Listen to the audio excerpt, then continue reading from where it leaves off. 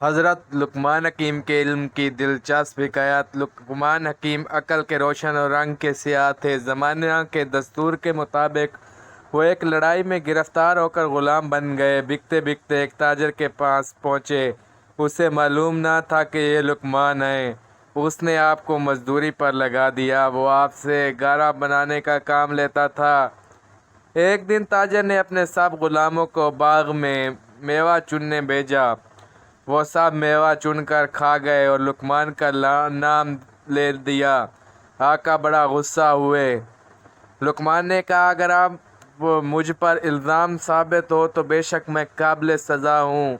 چوری معلوم کرنے کی ایک تجویز میں بتا دیتا ہوں۔ اگر آپ اصل مجرموں کو پکڑنا چاہتے ہیں تو اس بات پر عمل کریں۔ تاجر نے پوچھا، کس طرح؟ لقمان نے عرض کیا، آقا پانی میں لہسن ڈال کر اسے ابالیے اور وہ ابلا ہوا گرم پانی سب کو پلا کر حکم دیجیے کہ 1 گھنٹہ باغ میں دوڑیں۔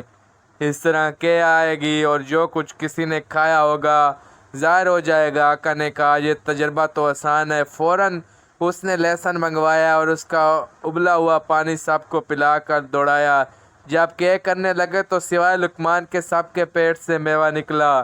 آقا نے سب غلاموں کو سزا دی اور لقمان سے معافی مانگتے ہوئے کہا کہ میں نے ناسمجھی سے جو آپ کو نہ پہچانا وہ میری خطا تھی، مجھے معاف کر دیجیے۔ آئندہ گھر کا سب انتظام آپ کے سپرد ہے۔ آپ سیاہ و سفید جو چاہیں کریں، میں کوئی دخل نہیں دوں گا۔ جس طرح لقمان کی حکمت سے چوری چھپے پیٹ میں ڈالا ہوا میوہ ظاہر ہو گیا، اسی طرح روز جزا سب کا حلال و حرام کھایا اور کمایا ظاہر ہو جائے گا۔ یہ خدائے عالم غیب کی بے پناہ رحمت و شان بتا رہی ہے کہ وہ ہمیں رسوا نہیں کرتا، ورنہ ہمارے سب افعال اسی کی نظر میں ہیں۔ نوٹ: اس پیغام کو دوسروں تک پہنچائیے تاکہ اللہ کسی کی زندگی کو آپ کے ذریعے بدل دے۔ آمین ثم آمین۔